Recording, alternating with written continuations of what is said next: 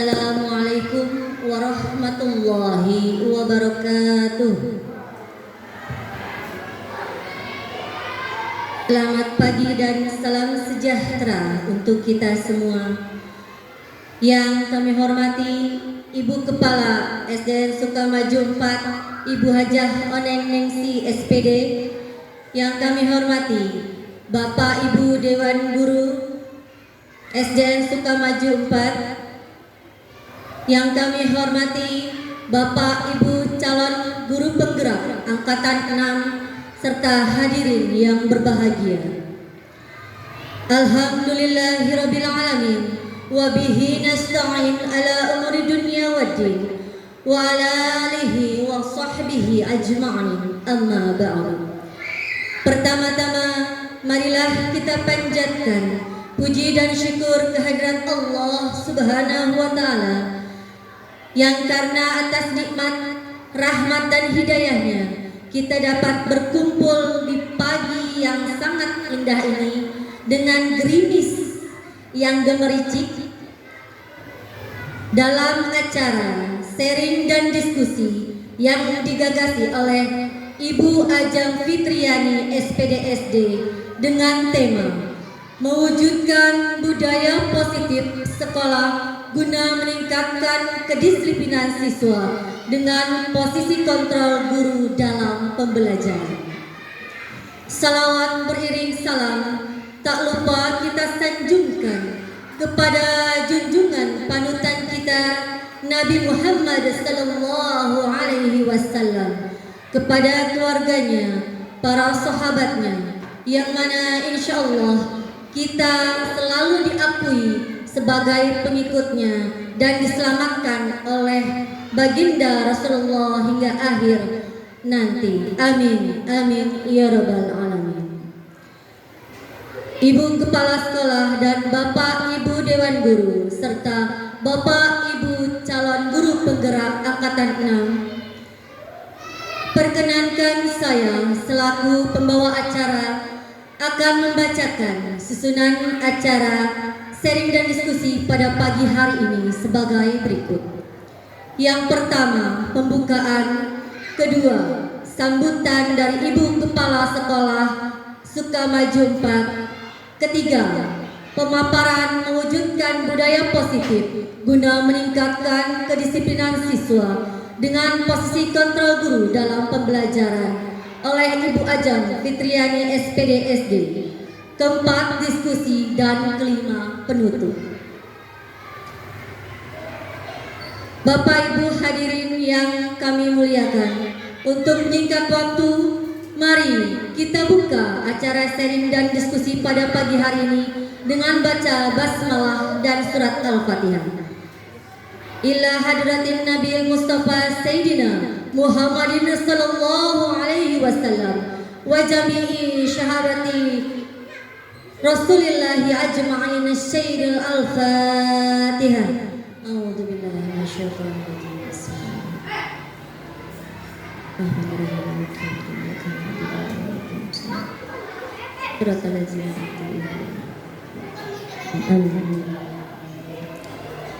Terima kasih. Acara selanjutnya yaitu sambutan Kepala SDN Sukamaju 4 kepada Ibu Hajah Oneng Nengsi. Waktu dan tempat dipersilakan. Terima kasih kepada Doneng yang telah mengatur acara pada hari ini. Bismillahirrahmanirrahim.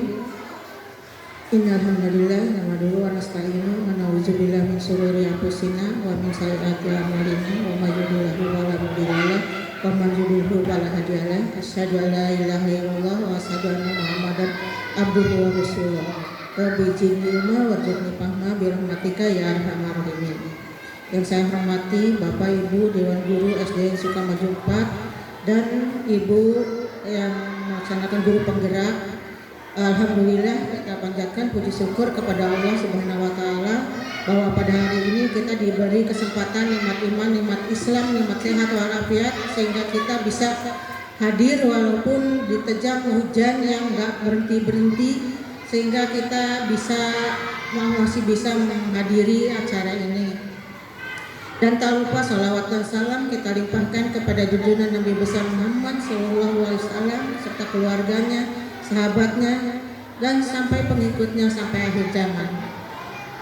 Bapak Ibu semua, pada hari ini kita berkumpul di sini yaitu untuk menghadiri acara, yaitu untuk mengikuti program guru penggerak, yaitu acara di sini adalah untuk mendiseminasi karya-karya guru penggerak. Mudah-mudahan kita semua bisa mengikuti semua agar kita mencapai positif, budaya hidup positif ya, agar kita semua terbawa, baik gurunya, siswanya, membawa jadi hati kita, pikiran kita semua memikirkan enggak banyak pikiran-pikiran negatif, agar kita memunculkan budaya positif ini akan membawa lebih baik untuk kehidupan kita sehari-hari. Maka dari itu kita senantiasa dalam kehidupan ini supaya kita menanamkan hati kita, diri kita untuk menanamkan jiwa positif ini agar kita dalam kehidupan selalu sehat. Dan doa-doa pun apapun yang ini akan terbawa untuk diri kita pribadi, diri orang lain dan diri kita sendiri. Maka dari itu mudah-mudahan kita semua selalu diberi kesehatan, rezeki dan yang berkah untuk kehidupan kita semua. Maka dari itu kita ikutin acara ini, mudah-mudahan ada baik dan manfaat kita yang bisa diambil, bisa dibawa dalam kehidupan sehari-hari kita laksanakan dan praktekkan dalam kehidupan, dalam kita tugas selama menjadi guru ke anak ya, baik di masyarakat juga kita laksanakan. Mungkin dari Ibu nggak usah banyak-banyak agar kita menjauh waktu, karena sedikit lagi akan tempat dipergunakan. Maka dari itu kita lihat dan dengarkan paparan-paparan yang disampaikan oleh Ibu Ajeng. Kami akhiri, wabillahi taufiq wal hidayah. Wassalamualaikum warahmatullahi wabarakatuh. Waalaikumsalam warahmatullahi wabarakatuh. Terima kasih kepada Ibu Kepala SD Sukamaju 4, Ibu Hajah Onenengsi, atas sambutannya yang insya Allah sesuai dengan doa dan harapan beliau. Kegiatan sharing dan diskusi kita pada pagi ini berjalan dengan baik dan lancar. Amin ya rabbal alamin. Baik, Bapak Ibu hadirin yang berbahagia, acara ketiga yaitu pemaparan mewujudkan budaya positif guna meningkatkan kedisiplinan siswa dengan posisi kontrol guru sebagai pembelajaran, yang akan dibawakan oleh Ibu Ajeng Fitriani SPDSD. Kepada beliau dipersilakan.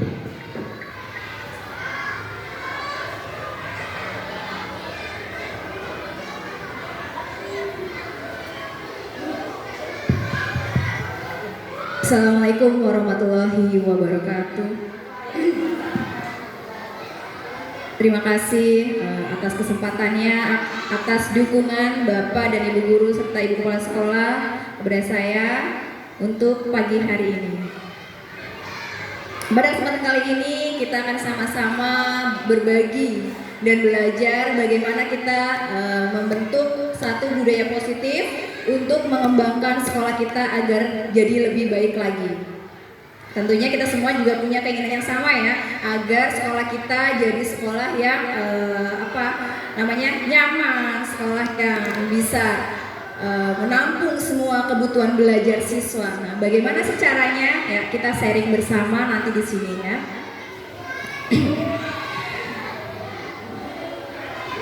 Di sini saya berdiri di sini bukan berarti saya paling pandai di antara Bapak Ibu semuanya. Kita sama-sama belajar, kita sama-sama sharing, kita sama-sama berpikir atau membentuk mindset baru tentang bagaimana kita membentuk suatu budaya positif yang ada di sekolah kita.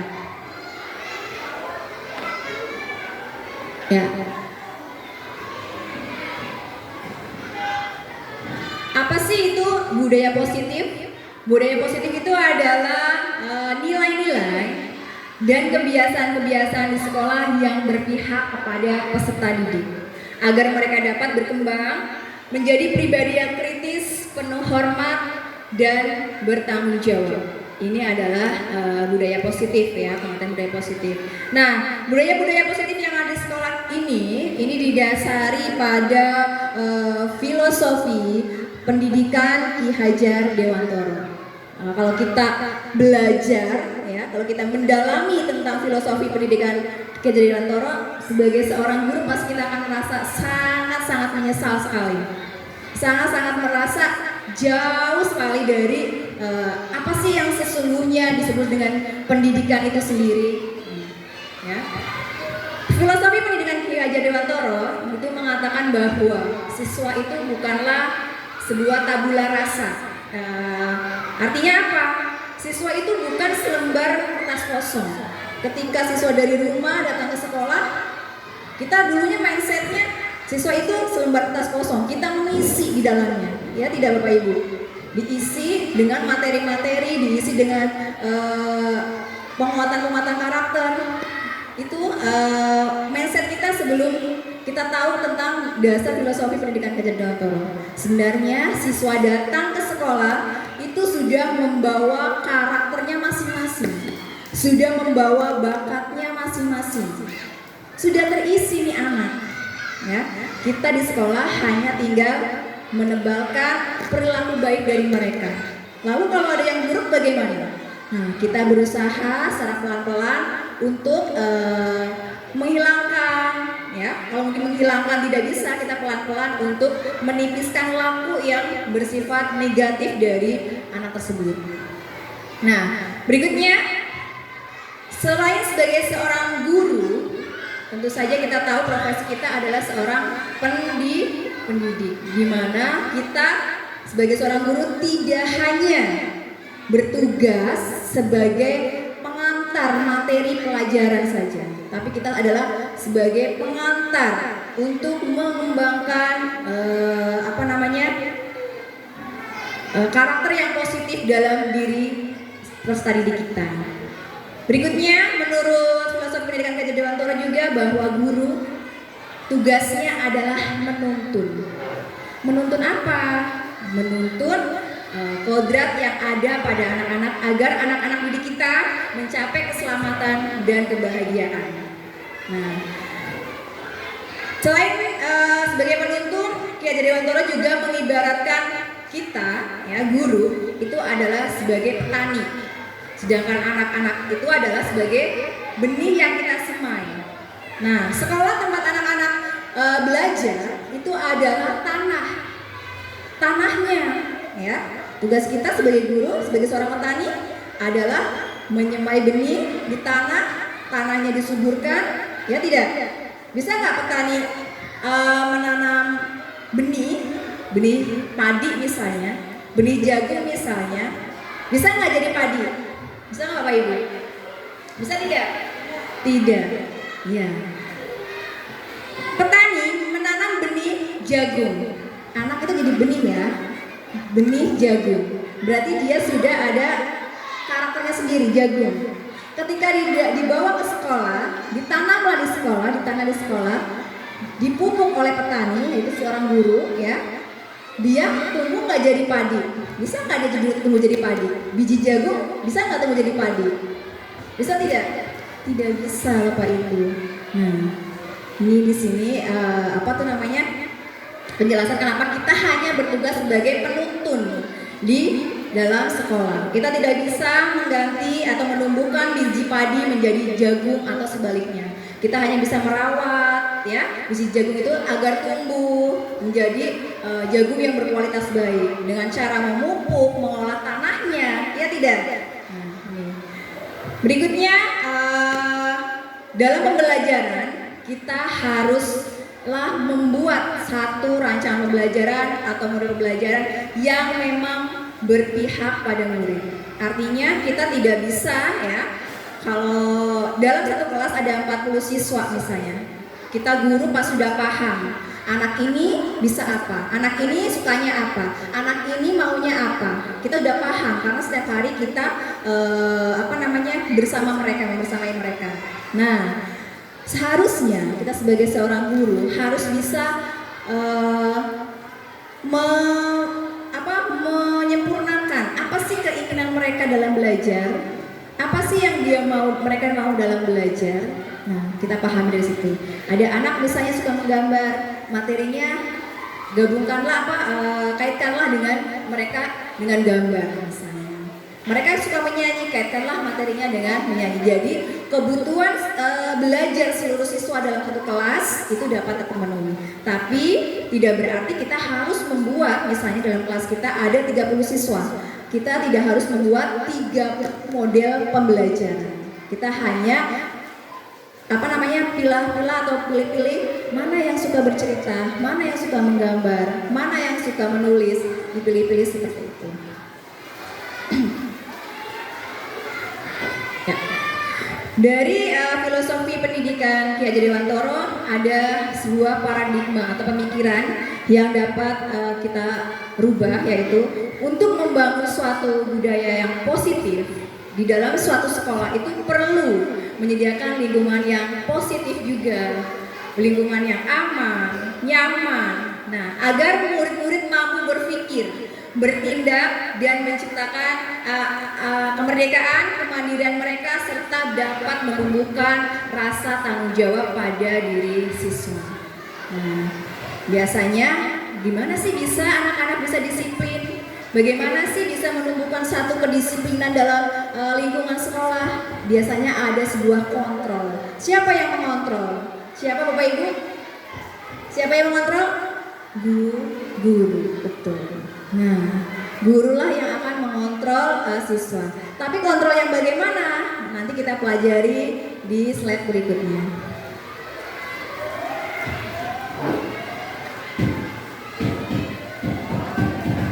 Oke, ini adalah perubahan paradigma stimulus respon dari teori kontrol. Ya, stimulus responnya ya, kita mencoba mengubah orang agar berpandangan sama dengan kita.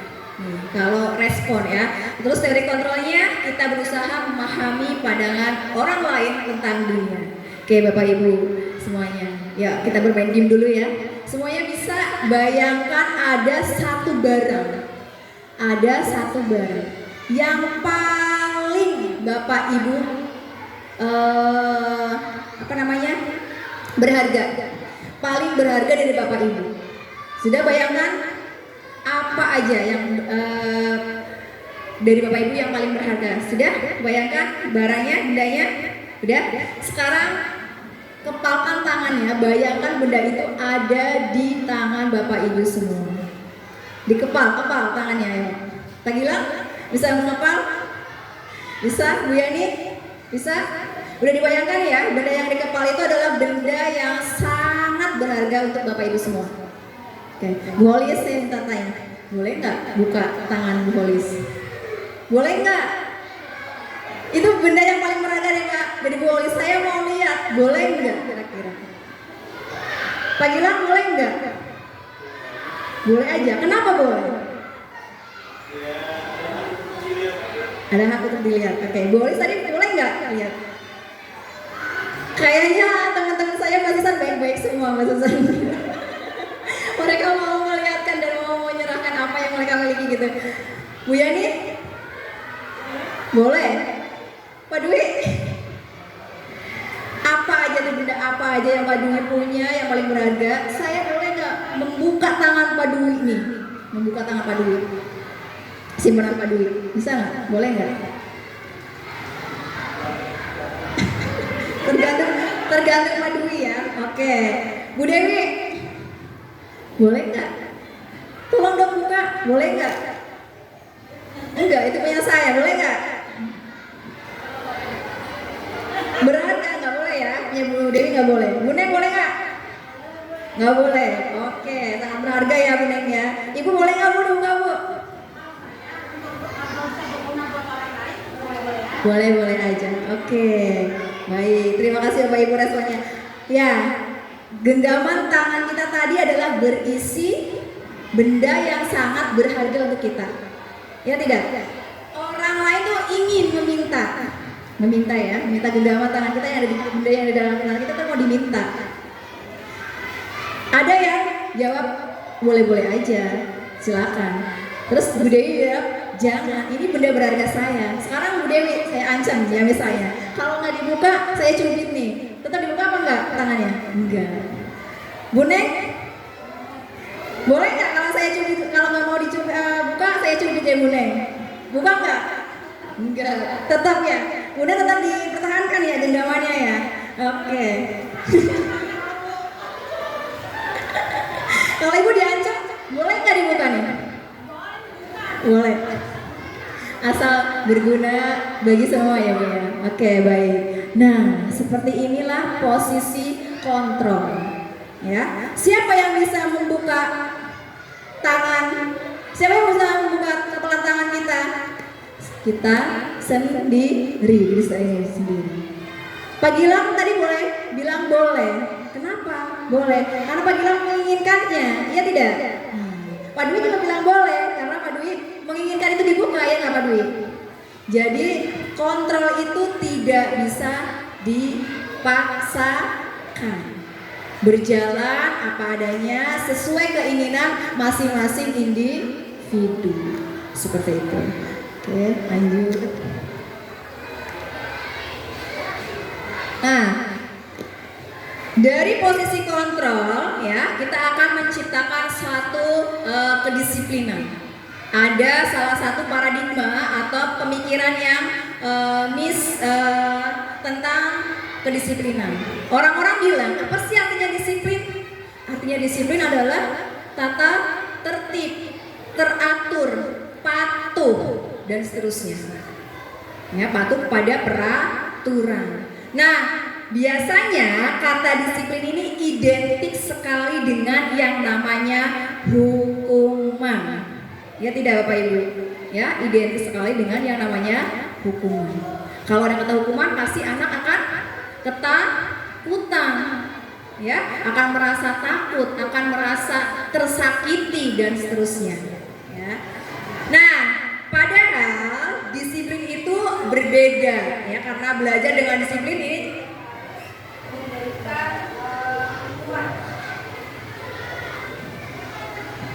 tidak harus memberikan satu hukuman dalam belajar. Justru ya, hukuman itu akan kita berikan jika memang itu sudah pada tahap yang terakhir sendiri. Kalau masih bisa dengan cara lain, kita tidak perlu menghukum anak. Tidak perlu kita memberikan rasa ketakutan kepada anak. Ya. Nah, teori motivasi perilaku siswa seperti tadi yang kita bermain genggaman tangan ya. Ini kita lihat apa sih yang membuat orang menjadi disiplin? Yang pertama adalah untuk menghindari hukuman. Faktornya dari mana mereka mau menghindari melakukan kedisiplinan itu? Faktornya adalah dari luar anak itu sendiri. Ya, disiplin di sekolah itu haruslah sebaiknya itu tercipta dari dalam siswanya sendiri, dari faktor internal masing-masing siswanya. Tidak perlu kita sebagai guru itu menakut-nakuti atau menghukum, itu tidak perlu ya. Yang kedua, untuk mendapatkan imbalan atau dari orang lain atau institusi. Ini juga masih faktor eksternal ya. Nanti kalau kamu bisa baris dengan rapi, nanti bunda kasih permen deh satu-satu misalnya. Nah, motivasi untuk menjadi disiplin ini adalah motivasi yang berasal dari luar diri siswa. Yang berikutnya, untuk menghargai diri sendiri menjadi insan sesuai dengan harapan. Ini adalah motivasi yang keluar dari dalam diri siswa sendiri misalnya. Kenapa sih kamu harus ngerjain PR? Iya Bu, saya sambil ngerjain PR, saya belajar. Nah, itu berarti siswa sudah memiliki motivasi internal yang keluar dari dalam diri siswa itu sendiri.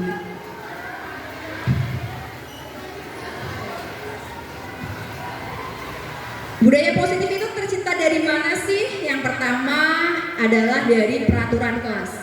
Nah, peraturan kelas kapan dibuatnya? Pada saat kita mulai masuk dalam sebuah kelas. Berarti dalam pada saat tahun ajaran baru. Kita susunlah peraturan kelas. Apa yang tidak boleh di dalam kelas kita? Apa yang boleh dalam kelas kita? Guru tugasnya ngapain sih? Siswa tugasnya apa sih? Nah, seperti itu kita pertegas pada awal masuk kelas kita.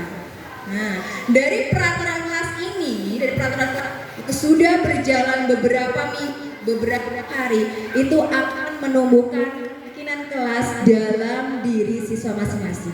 Oh iya ya, sudah jadi kebiasaan, jadi meyakini. Saya kalau misalnya terlambat, saya masuk kelas, saya sudah melanggar peraturan kelas yang mana? Ya, sudah melanggar keyakinan kelas yang mana? Misalnya, oh saya harus menghargai Bu Guru nih.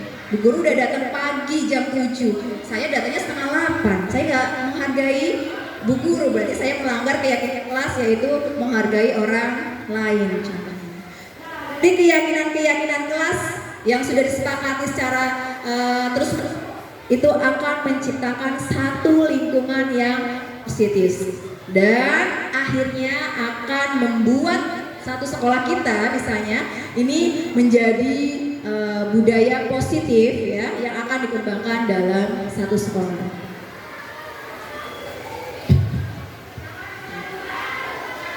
Tadi kita sudah membuat keyakinan kelas. Dari keyakinan kelas itu ada hukuman, ada penghargaan. Nah, kita akan bahas satu-satu apa itu keyakinan kelas, apa itu hukuman, apa itu penghargaan. Nah, perhatikan mengapa kita harus memiliki atau harus menggunakan helm ketika mengendarai sepeda motor. Pak Gilang, kira-kira kenapa? Pak Gilang pakai motor, pakai helm, kira-kira untuk apa? Pintar. Berarti apa? Motivasinya untuk berdisiplin menggunakan helm dari dalam diri Pak Gilang sendiri. Mungkin Pak Dwi pakai helm untuk apa? Aturan, karena takut ada polisi nanti disemprit terus dikasih kartu pelanggaran, ya enggak? Iya. Oke. Iya, betul. Nah, ya.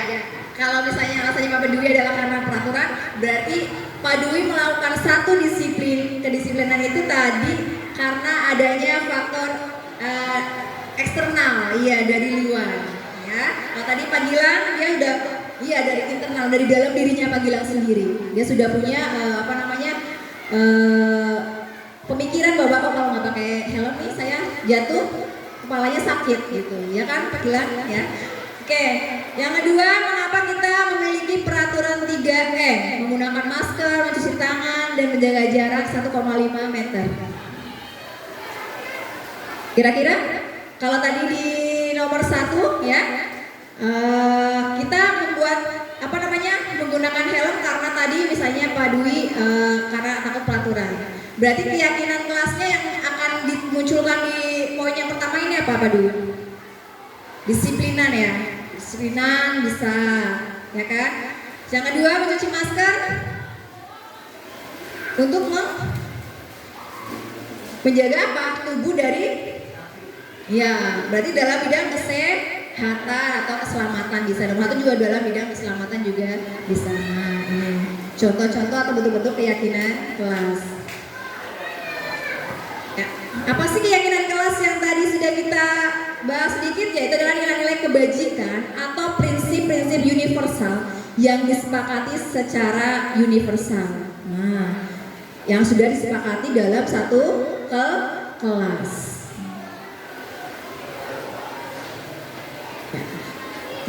Membentukkan keyakinan kelas. Nah, keyakinan kelas bersifat abstrak. Ini biasanya sifatnya abstrak, terus dari pada peraturan yang lebih rinci dan konkret keyakinan kelas berupa pernyataan-pernyataan yang universal seperti tadi. Misalnya harus menghargai orang lain, ya, harus saling mengasihi dan seterusnya. Ya, kita lihat dulu di depan Bapak Ibu. Ini kita akan lihat apakah keyakinan apa yang ada pada anak-anak ini. Ini adalah merupakan hukuman atau sebuah konsekuensi. Ya, untuk perlu saya tekankan lagi, kalau hukuman biasanya adalah terjadi secara tiba-tiba dan hanya sepihak. Artinya hanya guru aja nih yang menyepakatinya. Murid tidak ikut menyepakati. Tapi ketika konsekuensi, adanya kesepakatan antara guru dan murid. Ya, paham Kuneng? Ya, kalau hukuman berarti hanya terjadi karena keinginan guru, bukan karena keinginan satu kelas. Tapi ketika ada konsekuensi, itu adalah merupakan sudah merupakan yang kesepakatan antara guru dan siswa. Kira-kira, ayo kita simpan dulu jawabannya dalam hati kita masing-masing ya. Yang pertama, selalu kembalikan buku ke tempatnya. Ketika kita anak-anak habis membaca buku, harus kembalikan buku ke tempatnya. Itu adalah sebuah hukuman atau sebuah konsekuensi. Keyakinan kelas ya, maksudnya keyakinan kelas ini merupakan kewajiban. Selalu mengembalikan buku ke tempatnya merupakan kewajiban atau merupakan keyakinan kelas yang lain ya. Dilarang mengganggu orang lain, berarti keyakinan kelasnya apa? Misalnya menghargai orang lain dan lain sebagainya ya. Paham? Simpan dulu jawabannya dalam hati masing-masing ya. Keyakinan kelas itu ada menghargai orang lain, terus kedisiplinan, keselamatan dan lain sebagainya. Hadir di sekolah 15 menit sebelum pembelajaran. Dilarang melakukan kekerasan. Terus dilarang menggunakan narkoba. Bergantian atau menunggu giliran. Lalu menggunakan masker. Terus tidak boleh berlari di depan koridor karena nanti takut ketabrak dan sebagainya. Nah, kira-kira keyakinan kelas ini apa saja sih yang diciptakan dari peraturan ini? Nah, kita lihat di depan. Selalu mengembalikan buku ke tempatnya. Keyakinan kelasnya adalah tanggung jawab. Dilarang mengganggu orang lain. Keyakinan kelasnya adalah menghormati orang lain dan diri sendiri. Hadir di sekolah 15 menit sebelum jam pelajaran dimulai. Keyakinan kelasnya adalah menghormati orang lain, terus berkomitmen. Dilarang melakukan kekerasan. Keyakinan kelasnya berarti keselamatan atau menghormati orang lain. Dilarang menggunakan narkoba. Kesehatan. Bergantian atau menunggu giliran. Menghargai orang lain. Terus menggunakan masker.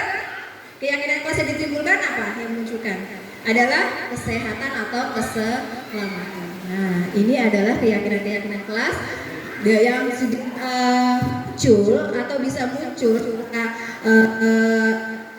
otomatis ketika kita membuat satu peraturan kelas.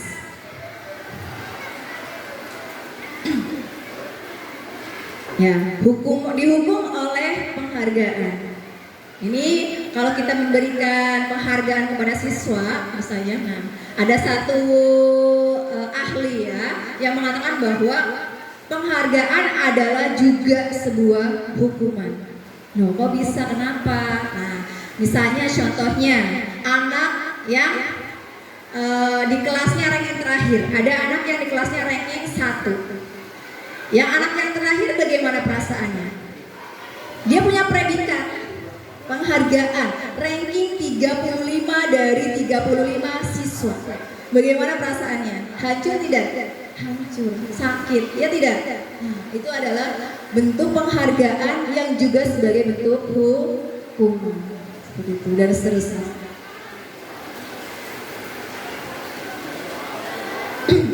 Oke, nah tadi kita sudah membahas tentang keyakinan kelas, sekarang kita akan membahas tentang hukuman. Kira-kira ini merupakan hukuman atau merupakan konsekuensi? Tadi kita sudah bahas, sudah sepakati ya, bahwa hukuman adalah dibuat sepihak oleh guru, sedangkan konsekuensi adalah sudah disepakati oleh guru dan siswa. Oke, yang pertama, simpan dulu dalam hati ya Pak Gilang. Oke, yang pertama mencatat 100 kali dalam buku kalimat saya tidak akan terlambat karena saya tidak akan terlambat lagi karena terlambat ke sekolah. Misalnya si Budi nih berangkat ke sekolah terlambat, ya. Dia masuk, assalamualaikum Bu, maaf saya terlambat. Gurunya langsung bilang gini, Budi, kamu catat 100 kalimat dalam buku kamu yang tulisannya adalah saya tidak akan terlambat lagi. Itu kira-kira termasuk hukuman atau konsekuensi. Yang kedua, lari mengelilingi lapangan basket 2 kali karena terlambat di sekolah. Yang ketiga, murid diminta untuk push up 15 kali karena tidak menggunakan masker ke sekolah. Berikutnya, menggantikan kertas tugas teman yang dicoret-coret. Misalnya ada anak nih iseng, kadang-kadang kan mereka keliling ya, kalau kita lagi mulai sedikit, anak-anak tuh keliling. Kertas temennya tuh dicoret-coret, padahal itu tugas mereka. Bunda nih kertas kamu dicoret-coret sama si A. Nah, si A ini lalu menggantikan kertas tugas temannya yang telah dicoret-coret. Itu termasuk hukuman atau konsekuensi. Berikutnya, membersihkan tumpahan air di meja tulis karena tersenggol pada saat belajar. Berikutnya, meminta murid tidak menggunakan sepatu seharian karena seharian di sekolah karena tidak mengenakan sepatu hitam. Yang terakhir, lari mengelilingi lapangan basket 2 kali karena terlambat 10 menit untuk pelajaran PJOK. Hanya di pelajaran PJOK. Kira-kira kasus ini termasuk dalam hukuman atau konsekuensi. Oke, baik. Ya, kita lihat jawabannya ada ya Bapak Ibu ya. Isiman dalam hati masing-masing. Oke, benar apa salah jawaban Bapak Ibu semua. Lari, mencatat 100 kali di dalam buku kalimat saya tidak akan terlambat lagi. Termasuk dalam apa? Hukuman, betul. Kemudian lari mengelilingi lapangan, hukuman. Murid diminta untuk push up 15 kali, hukuman. Mengganti kertas temannya yang dicoret, konsekuensi. Kenapa? Karena pasti dalam kelas itu udah disepakati. Nanti kalau ada temannya yang coret-coret harus menggantikan kertas temannya. Berikutnya, membersihkan tumpahan air di meja. Pasti konsekuensi anak-anak sudah langsung mencari kain pel, mencari tisu untuk membersihkannya sendiri. Murid disuruh untuk mengenakan sepatu, tidak mengenakan sepatu seharian karena tidak memakai sepatu hitam, hukuman. Terus yang terakhir, lari mengelilingi lapangan basket 2 kali karena terlambat 10 menit dalam pelajaran PJOK, termasuk konsekuensi. Ini adalah kesepakatan dari murid dan guru PJOK-nya. Pasti seperti itu, ya. Sudah paham Bapak Ibu konsep tentang hukuman dan konsekuensi. Kalau hukuman tadi hanya sepihak, dibuat oleh guru. Sedangkan kalau konsekuensi, iya, betul, sudah disepakati antara guru dan siswa. Ini perbedaan antara hukuman dan konsekuensi. Kalau hukuman pasti akan menyakiti siswa. Kalau konsekuensi, ya sesuatu yang harus sudah terjadi karena sudah disepakati sebelumnya. Hukuman itu merupakan paksaan, sedangkan kalau konsekuensi itu adalah merupakan stimulus ataupun tanggapan. Nah, hukuman juga akan mendorong anak untuk menyakiti dirinya sendiri, sedangkan konsekuensi ini akan mendorong anak agar mau menyesuaikan dirinya sendiri. Ketika dia dapat salah, dia tahu dia harus apa.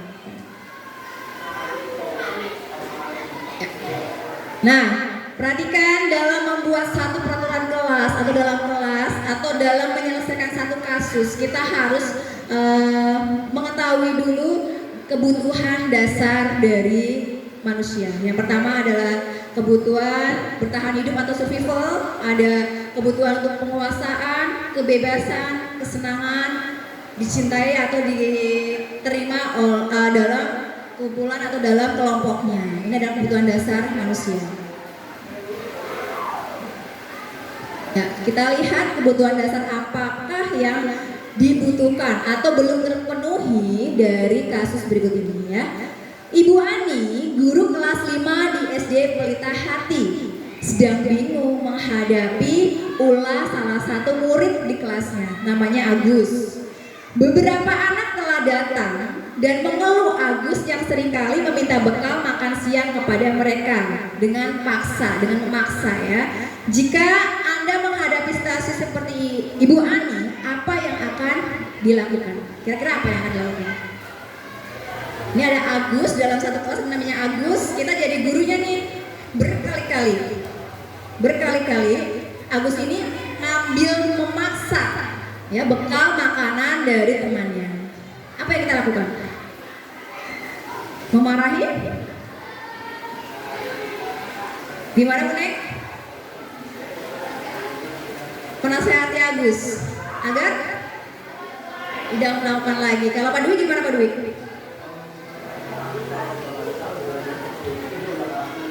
Ada karakter Agus.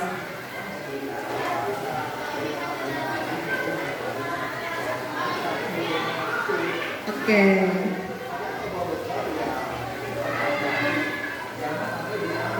Nama Agus. Oke, baik. Ya. Ya.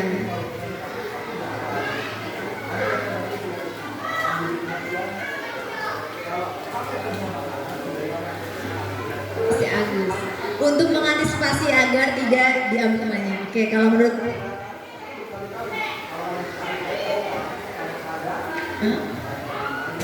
Oke. Ya betul ya.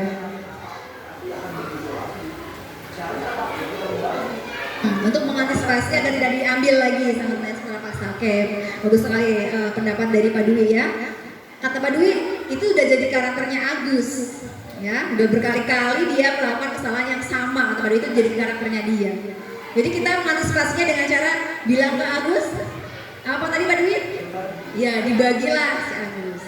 Ada lagi yang lain? Bu Nek? Oke, nah jika kita menemukan kasus dalam kelas kita yang menemukan problem kasus dalam kelas kita cari tahu dulu pasti kan? Ya, alasannya apa sih? Alasannya apa dia melakukan itu? Oke, kita lihat lagi. Ya. Dalam konteks penerapan disiplin positif, ini kita sebagai guru ini harus mencari tahu dulu alasannya. Kenapa Agus ini bertindak seperti itu? Yang pertama, apabila jawaban Agus karena dia lapar dan orang tuanya tidak membawakan bekal makan siang, berarti Agus ini belum terpenuhi kebutuhan untuk bertahan hidupnya. Dan seperti tadi, caranya bagaimana agar dia itu? Seperti tadi Pak Dwi betul, berbagilah dengan Agus. Kalau kasusnya seperti yang nomor 1 Pak Dwi, ya. Untuk soal kasus yang nomor 2, bila jawaban Gus, kenapa sih kamu selalu begitu? Nah dia menjawab, saya senang kalau saya menjadi teman, saya senang. Perasaannya puas tuh jahil, gitu Pak Dwi. Ada banyak jawaban kan, opsi jawaban dari si Agus ini. Nah dia senang tuh jahil temennya, berarti dia butuh kasih sayang, butuh diterima, maksudnya diterima oleh teman-temannya. Berikutnya, jika jawabannya Agus adalah dia merasa hebat, jadi ditakutin sama teman-temannya di dalam kelas, takut semua sama Agus, maka dia kurang atau kebutuhan dasarnya yang kurang dari dia adalah pengakuan atau kemampuannya. Ya, harus pengen diakui oleh teman-temannya. Berikutnya, apabila Agus karena dia merasa bosan, bekalnya ibunya itu aja, berarti kebebasan menentukan pilihanlah yang belum terpenuhi. Terus berikutnya apabila Agus menjawab karena iseng aja, terus dia menikmati tuh ekspresi wajah temennya gemes gitu saat melihat wajah temennya tuh kesel gitu, berarti adalah kebutuhan kesenangan, betul ya, pengen seneng nih, pengen iseng, seneng ngeliat gemes tuh teman-temannya pada marah, berarti kebutuhan kesenangan yang belum terpenuhi oleh Agus. Nah, di mana posisi kontrol kita dalam kelas kita? Dalam kelas kita sebagai guru punya peranan pasti ya, punya posisi kontrol dalam kelas. Posisi kontrol kita ada di mana? Di dalam posisi penghukumkah? Di dalam membuat merasa bersalahkah? Ya, menjadi seorang teman pemantau ataupun manajer. Ya, kita lihat dulu ya videonya.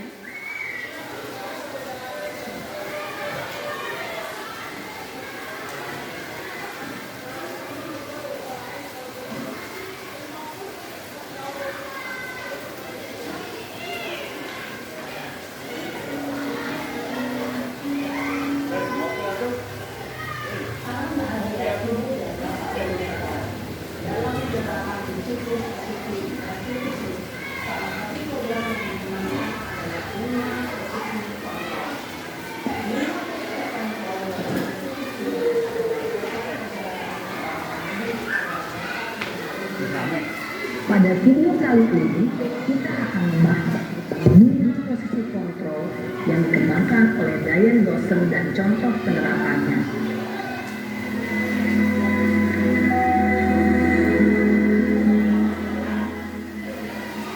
Lima posisi kontrol itu adalah: 1. Posisi penghukum. 2. Posisi pembuat merasa bersalah. 3. Posisi teman.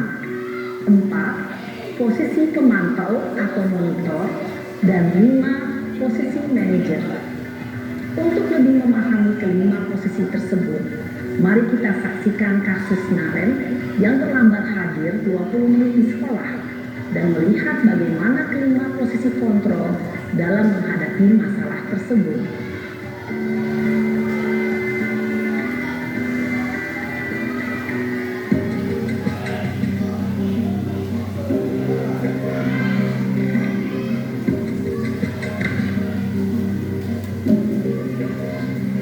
Naren!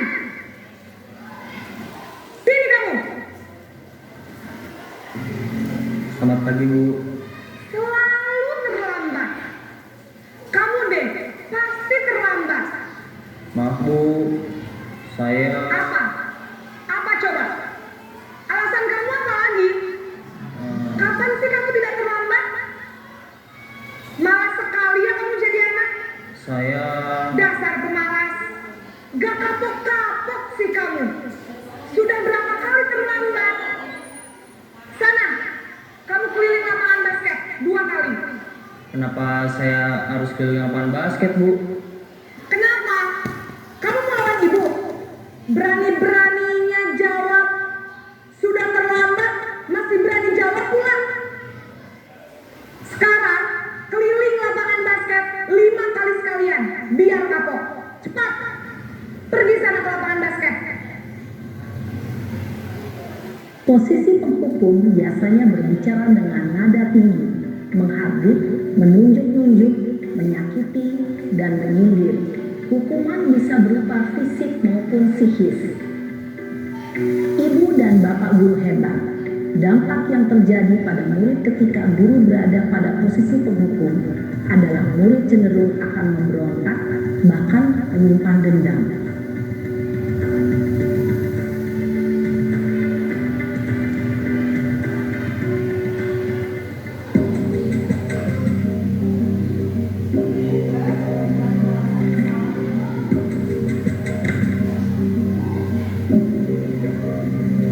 Naren!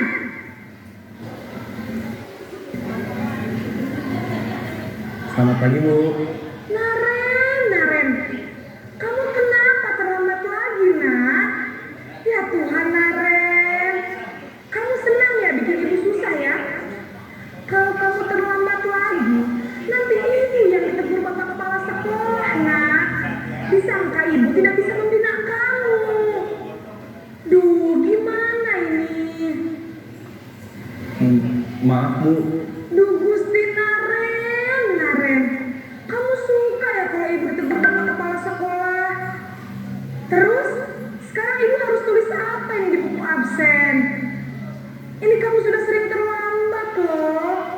Ibu harus apa coba? Maaf, Bu. Maaf sekali. Ya sudah, lain kali jangan bikin ibu susah lagi ya, nak ya. Ibu tidak akan kuat lagi kalau kamu begini terus. Bisa jantungan kalau ibu ditegur bapak kepala sekolah. Sana cepat kelas. Maaf ya, Bu. Maaf sekali. Posisi pembuat rasa bersalah berbicara dengan nada tenang, cenderung lembut, namun kata-kata yang diutarakan membuat murid merasa menjadi orang yang gagal, memandang buruk dirinya sendiri, merasa tidak berharga, dan tidak sanggup membahagiakan orang lain. Ketika guru mengambil posisi pembuat rasa bersalah, murid akan menganggap dirinya yang bersalah dan ia akan menyimpan emosi negatif tersebut di dalam dirinya.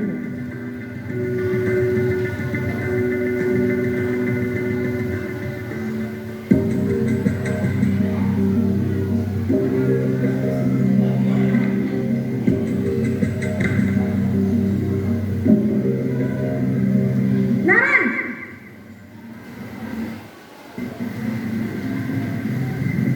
Selamat pagi, Bu. Wah, sudah jam berapa ini, Nak? Terlambat lagi ya, sayang. Iya, Bu. Habis ibu saya lupa bangunkan saya, Bu. Kamu malah menyalahkan ibu kamu. Kamu bukannya anak yang larinya paling kencang. Kok terlambat sih? Iya, Bu. Saya memang terlambat bangun tadi. Jadi, biarpun saya lari kencang, tetap gak kekejar, Bu. Ya sudah sana. Nanti lain kali larinya lebih kencang lagi ya. Biar gak terlambat lagi. Bikin seneng ibu. Demi ibu. Bisa kan? Bisa lah, Bu. Ya sudah sana masuk kelas. Ibu beresin urusan absen kamu. Kamu ini ada-ada saja. Dalam posisi teman, guru berbicara dengan nada suara ramah, akrab, cenderung bersenda gurau untuk menjaga suasana tetap santai. Murid akan merasa senang, aman, dan akrab dengan guru. Identitas yang tercipta adalah identitas sukses atau berhasil. Namun, perlu diingat, karena ini masih dorongan eksternal, maka ada faktor ketergantungan dari murid kepada orang tertentu. Di sini guru absennya, sehingga di lain waktu murid bisa berperilaku baik, namun hanya kepada orang-orang tertentu saja.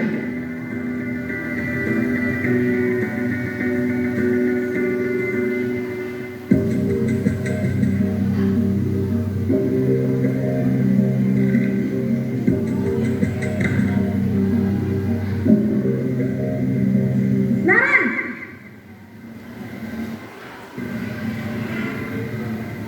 Selamat pagi, Bu.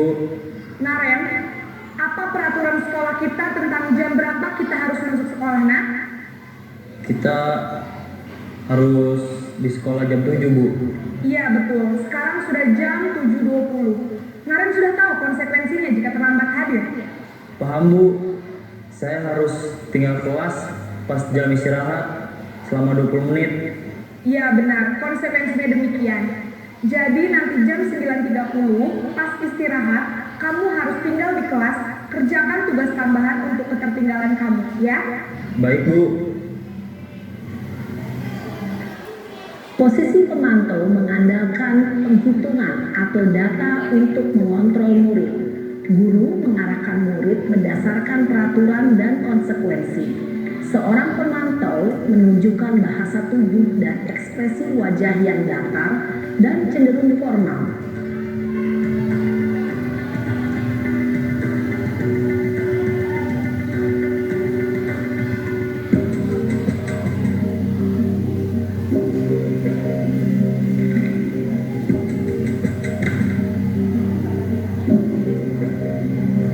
Naren!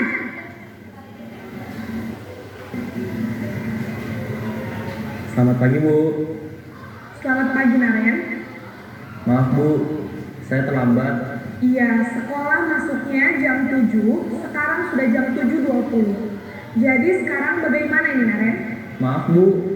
Saya lupa setel alarm saya semalam. Baiklah, menurut kamu, keyakinan sekolah yang mana yang perlu kamu tingkatkan? Menghargai diri sendiri dan orang lain mungkin, ya, Bu. Setuju. Jadi, apakah Naren meyakini prinsip saling menghormati tersebut? Iya, Bu. Saya meyakininya. Apakah Naren bersedia memperbaiki masalah keterlambatan ini? Bersedia, Bu.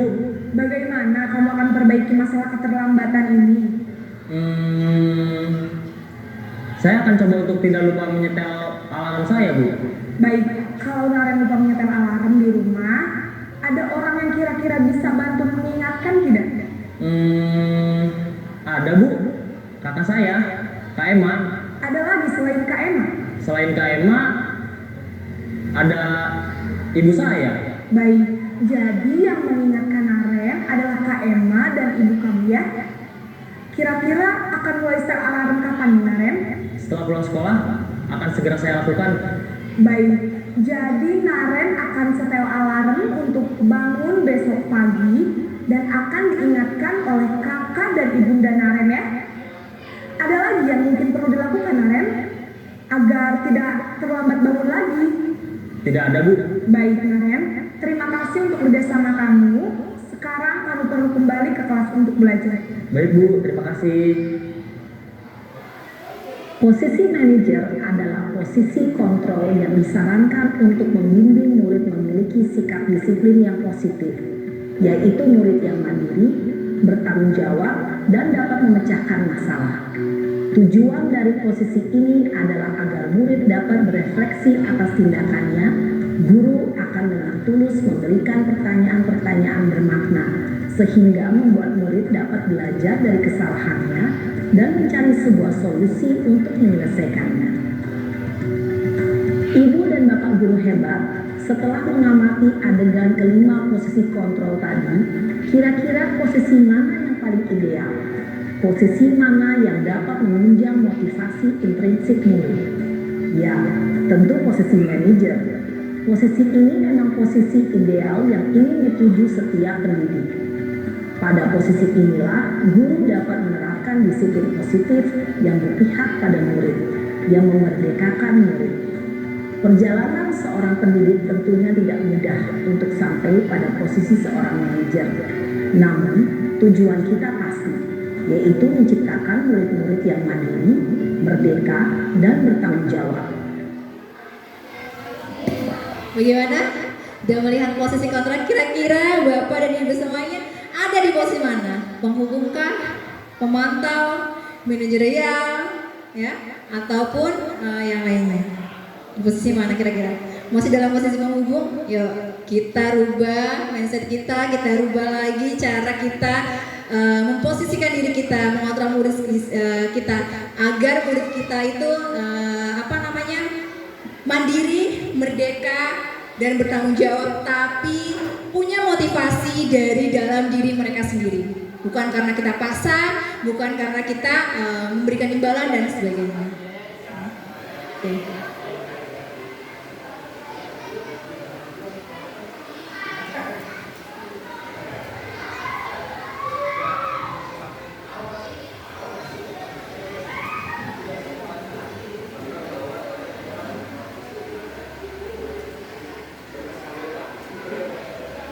Ya, berikutnya ada segitiga restitusi. Apa itu restitusi? Restitusi itu adalah proses menciptakan kondisi bagi murid untuk memperbaiki kesalahan mereka sehingga mereka dapat kembali ke dalam kelompok mereka dengan karakter yang lebih kuat lagi. Nah, untuk restitusi ini kita biasanya menggunakan segitiga atau 3 tahapan ya.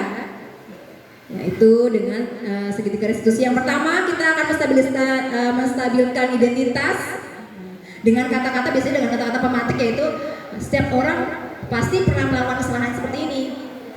Buat kamu aja kok yang pernah melakukan kesalahan seperti ini. Nah, ini akan membuat siswa tidak merasa tertekan, tidak merasa bersalah, dia tidak merasa sendiri. Oh, berarti sudah pernah dia ada kasus yang seperti saya. Seperti itu. Setelah menstabilkan identitas, kita akan memvalidasi tindakan yang salah.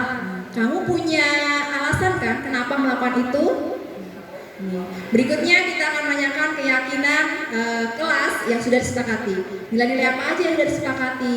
Nah, ini adalah menentukan atau menyelesaikan masalah yang kita hadapi di dalam sekolah ataupun di dalam kelas kita. Ya, kita lihat bagaimana contoh menyelesaikan satu masalah dengan segitiga restitusi.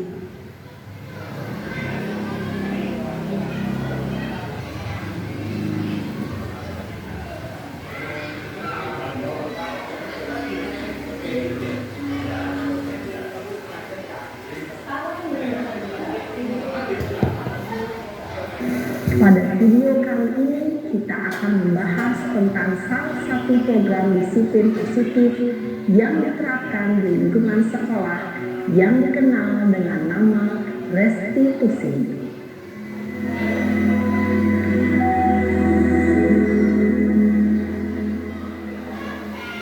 Restitusi dikembangkan oleh pakar pendidikan Diane Lawson berlandaskan pada teori kontrol Dr. William Glasser.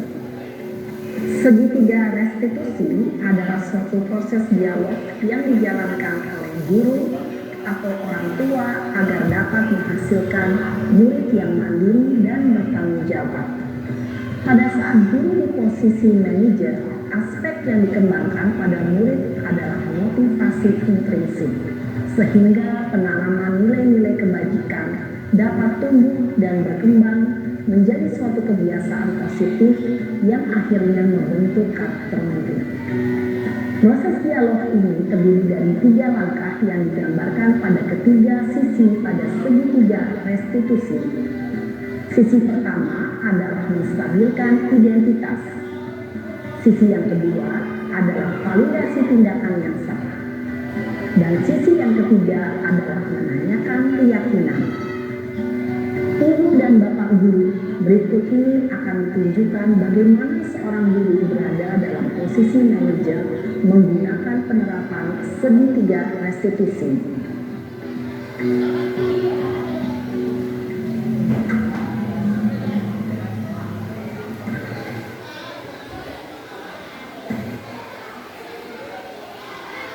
Siang Sarah. Siang Pak. Sudah lama nggak ketemu Sarah. Kenapa hari ini ada di sini? Kesel Pak, kesel banget. Masa aku dikatain tukang fitnah Pak? Ya aku marah lah. Aku dari katain Eka di depan kelas. Kesel banget. Oh begitu. Ya pasti kamu marah dan kesal. Bapak juga akan marah apabila ada yang menuduh Bapak seperti itu. Kemudian pada saat itu kamu mau melakukan apa? Ya saya langsung ngatain Eka lah Pak. Kesel banget. Saya bentak-bentak dia depan teman-teman lain. Oh begitu. Pasti kamu melakukan seperti itu karena suatu alasan tertentu bukan? Iyalah, masa saya diam saja Pak. Ya saya bela diri lah. Masa saya dituduh tukang fitnah? Ya wajar lah. Mempertahankan harga diri itu sesuatu yang penting buat kamu. Untung kamu tidak bertindak lebih gegabah lagi. Hanya membentak-bentak. Iya Pak.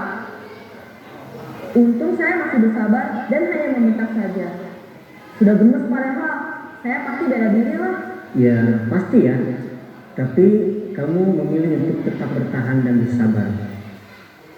Kamu memilih untuk tidak berbuat lebih parah lagi bukan? Iya. Nah, sekarang coba kita lihat lagi tindakan kamu yang bentak-bentak Eka di kelas. Tindakan kamu itu kira-kira sesuai dengan keyakinan kelas atau prinsip kamu tidak? Enggak lah Pak. Capek Pak jadi pemarah. Jadi keyakinan atau prinsip mana yang kurang sesuai dengan keinginan kamu? Ya, saya sebenarnya sangat menghargai orang lain. Mungkin saat itu saya menjadi emosi, jadi tidak menunjukkan sikap itu. Kamu meyakini tidak? Menghargai orang lain itu penting buat kamu. Yakinlah Pak. Iya, setuju. Kita harus saling menghargai. Namun, ada juga keyakinan yang kita sepakati yang perlu kita jalankan apabila kita sedang marah, bukan? Ya, saya bisa lebih proaktif, mulai dengan diri sendiri. Saya bisa jadi lebih bersabar, mengambil waktu jeda untuk berpikir mau apa selanjutnya. Kira-kira kamu bersedia memperbaiki masalah ini tidak? Bersedia Pak. Kalau kamu memperbaiki masalah ini, kamu akan menjadi orang seperti apa? Saya akan menjadi orang yang bertanggung jawab kali ya Pak. Dan senantiasa proaktif. Bapak Ibu ya, ini adalah penyelesaian masalah berdasarkan segitiga restitusi, di mana penyelesaian masalah ini diakhiri dengan penyelesaian masalah yang timbul dari diri siswa sendiri. Dia bisa memecahkan masalahnya sendiri. Dia tadi kan kesal sendiri, terus ditanya oleh gurunya gimana bisa mengatasi kesalahannya. Dia mengutarakan sendiri dia harus bagaimana, harus seperti apa. Ya, kiranya hanya itu aja untuk materi budaya positif ya. Semoga apa yang kita sudah sharing hari ini, apa yang sudah kita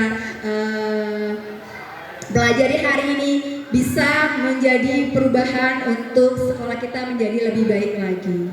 Terima kasih. Wassalamualaikum warahmatullahi wabarakatuh.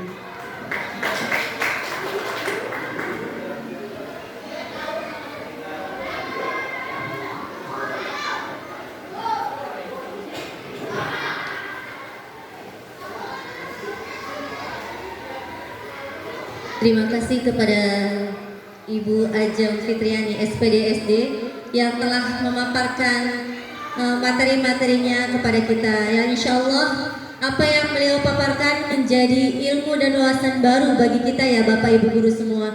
Bagaimana cara kita untuk mewujudkan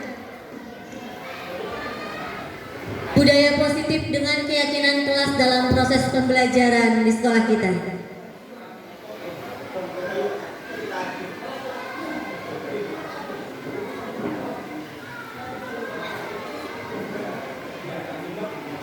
Baik, Bapak Ibu hadirin sekalian, acara selanjutnya yaitu acara sharing dan diskusi oleh seluruh peserta yang akan dipimpin oleh Ibu Ajeng Fitriani SPD. Kepada beliau dipersilakan. Pada Bapak Ibu mungkin ada yang masih kurang puas, silakan boleh ditanyakan. Oke, silakan Bu. Ini Bun pakai ini.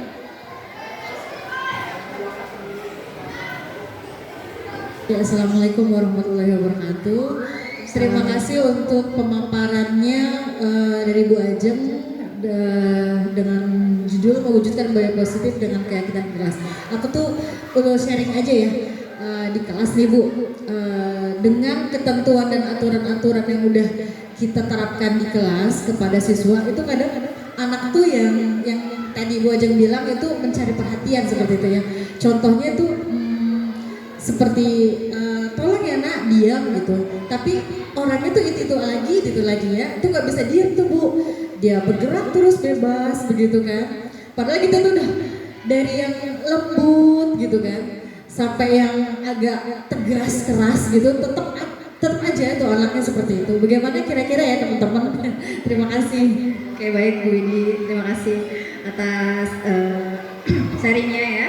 Nah, untuk anak yang seperti Ibu Widi tadi utarakan, tadi kan kita sudah bahas di depan bahwa kita harus menyelidiki dulu latar belakang anak ini apa sih dia melakukan seperti itu. Kita tanya dulu. Kita bisa gunakan tadi segitiga restitusi, kita tanyakan dulu, kenapa sih kok kamu seperti ini? Jawabannya kan bermacam-macam. Misalnya dia jawab, aku cuma pengen iseng aja Bu. Gitu kan, ada yang kayak gitu biasanya, aku cuma iseng aja Bu, sebenarnya aku nggak pengen loh gitu ini. Oh, kalau dia misalnya jawabannya cuma iseng aja, oh berarti dia ada satu kebutuhan dalam dirinya yang tidak terpenuhi sehingga dia pengen memenuhi itu di dalam kelas itu. Apa? Misalnya kasih sayang, oh berarti dia harus lebih diperhatiin lagi dalam kelas.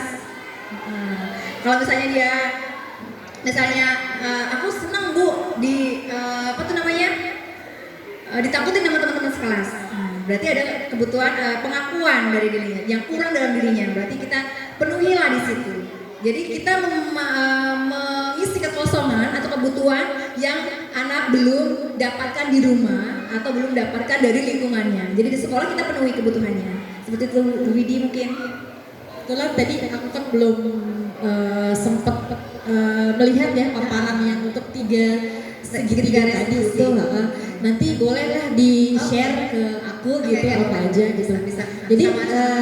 Jadi memang harus memenuhi salah satu dari 3 segitiga itu ya.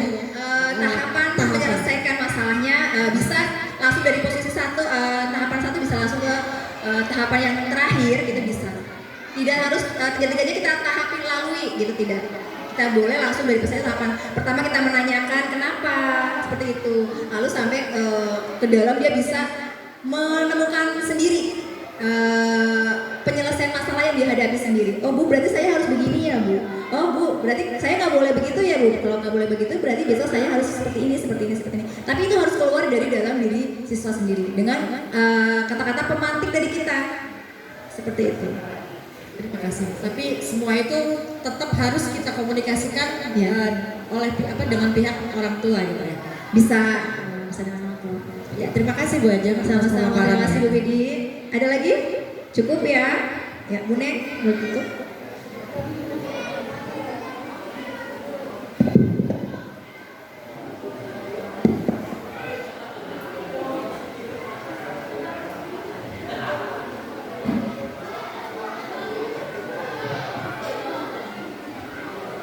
Baik, Bapak, Ibu, Dewan Guru, Ibu Kepala Sekolah serta para guru calon penggerak Angkatan 6 Kota Depok, alhamdulillah rangkaian acara demi acara telah kita lalui bersama dengan tertib, interaktif dan kondusif. Insya Allah acara sharing dan diskusi ini dapat memberikan ilmu dan wawasan baru bagi kita tentang bagaimana cara mewujudkan dan mengaplikasikan budaya positif guna meningkatkan kedisiplinan siswa dengan posisi kontrol guru dalam pembelajaran di kelas kita nanti masing-masing. Amin ya rabbal alamin. Untuk itu marilah kita tutup kegiatan sharing dan diskusi pada pagi hari ini dengan membaca hamdalah. Alhamdulillahirabbil alamin.